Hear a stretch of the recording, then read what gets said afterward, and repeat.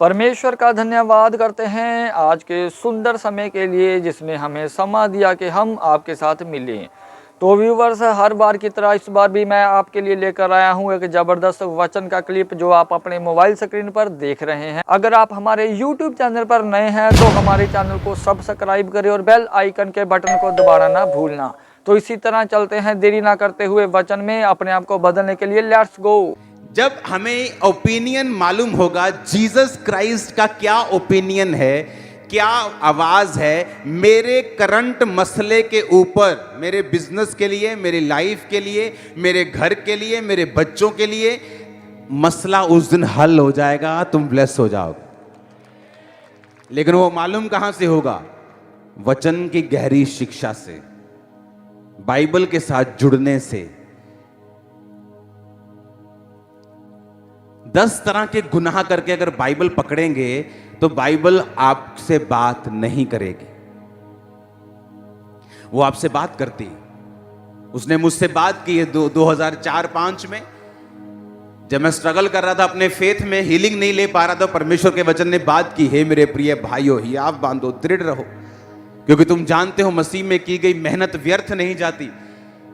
मुझसे परमेश्वर का वचन बात कर रहा था कि तुझे मेहनत करनी है। 20 मिनट की प्रेयर से 2-3 टाइम तो करता तो तुझे इतनी बड़ी हीलिंग नहीं मिल सकती। तेरी लाइफ में बड़ी योजना, मेहनत करनी स्टार्ट कर।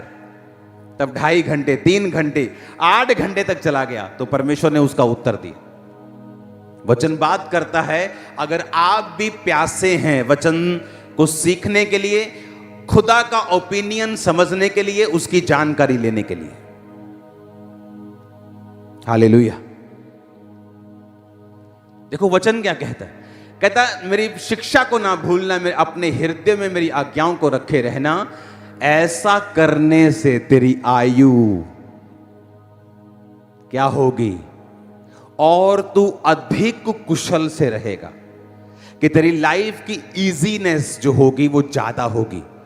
तू आराम से काम कर जाएगा, आराम से बिजनेस कर जाएगा, आराम से पैसा कमा जाएगा, आराम से तू सेवकाई को चला लेगा।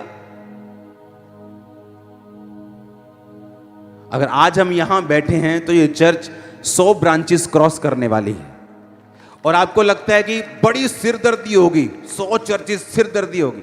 मैं आपको बता रहा हूं, आज से 4 साल पहले जो अकेली चर्च की ये वाली सिरदर्दी थी, उससे आधी से भी कम है 100 चर्चेस की।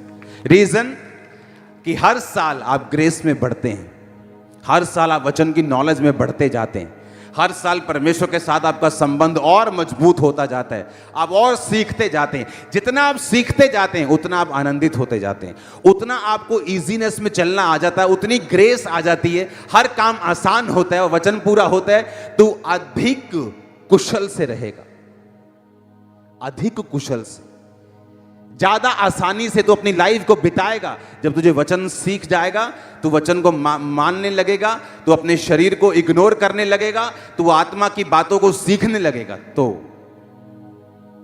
कितना इंपॉर्टेंट है राइट संगति में जाना और वचनों को एग्जैक्टली सीखना जिस तरह परमेश्वर सिखाना चाहते हैं, कितना जरूरी है। देखो, अगर आपकी उम्र पहले से लिखी हुई है कि भाई इसने 70 साल जीना है, तो मेरे को यह बताओ इसको कन्विंस मैं कैसे करूं कि अच्छे कर्म कर, क्योंकि इसने ना तो स्वर्ग देखा है ना नरक देखा है, तो ये अच्छे कर्म क्यों करे? अगर 70 ही भोगनी है, बुरे करके भी अच्छे करके भी, तो मैं क्यों ना अपनी लाइफ को एंजॉय करूं, जाऊं घूमूं जहां दिल करता है, जो किसी को गाली निकालूं, जो दिल करता है करूं, अफरा तफरी मचाऊं पूरी। मैंने तो 70 ही जीना है, तो फिर मकसद नहीं रहा। परमेश्वर ने कहा मेरे द्वारा तेरी आयु बढ़ेगी। क्या लिखा भजन संहिता 91 उसकी लास्ट आयत में? मैं तुझे दीर्घ आयु से तृप्त करूंगा और मैं तुझे अपने उद्धार का दर्शन दिखाऊं। हिंदी में थोड़ा सा ट्रांसलेशन सही नहीं है। I will show you my salvation, कि मैं तुझे अपना उद्धार दिखाऊंगा। मतलब परमेश्वर चैलेंज कर रहा है। बोलता है ना, जब कोई बंदा बड़ा कोई बैक वाला होता है, बोलता है तो दसूंगा मैं कौन है, तो परमेश्वर चैलेंज कर रहा है, I will show you my salvation. तेरे बच्चे तेरा फाइनेंस, तेरी मिनिस्ट्री, तेरी सेहत, तेरी लाइफ, सब कुछ मैं तुम्हें दिखाऊंगा अपना उद्धार कि मैं जीवित परमेश्वर हूं, मुर्दा नहीं। कहता आई विल शो यू, मैं तुम्हें दिखाऊंगा। जो परम प्रधान के छाए हुए स्थान में बैठा रहेगा वो सर्वशक्तिमान की छाया में ठिकाना पाएगा। उसके छाए हुए स्थान का मतलब है, अगर मुझे एक विश्वासी की कुर्सी मिली है, मैं उस कुर्सी को छोड़ नहीं सकता एक सुंदर औरत के लिए, एक दारू के कप के लिए, वो 2, 4, 5, 10 लाख के लिए। वो कुर्सी कैसे छोड़ दी जाए जो विश्वासी की है, एक पाप के लिए। तो परमेश्वर ने कहा जो उसके छाए हुए स्थान में बैठा रहेगा वही उसकी सुरक्षा को पाएगा, दूसरा नहीं। आमीन। हमें मालूम होना चाहिए कि परमेश्वर की थिंकिंग, सोच उसका क्या है। मेरी लाइफ, मेरी उम्र, मेरे बच्चे, मेरी फैमिली, मेरे फाइनेंस के बारे में परमेश्वर क्या कहता है। हालेलुया। तो आपकी उम्र डिसाइडेड नहीं है, आपके परमेश्वर ने आपको चॉइस दी है। आप लंबा जीना चाहते हैं, थोड़ा जीना चाहते हैं, अच्छा जीना चाहते हैं, बुरा जीना चाहते हैं, वो आपकी मर्जी।